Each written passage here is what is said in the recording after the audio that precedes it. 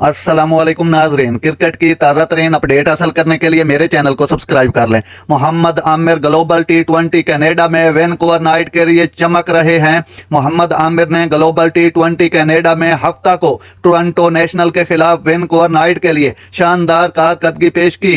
गेंद के साथ आमिर की महारत उनके दूसरे ओवर के अवैल में जाहिर हुई, जब उन्होंने कोलिन मनरो को 10 रन पर क्लीन बोल्ड कर दिया।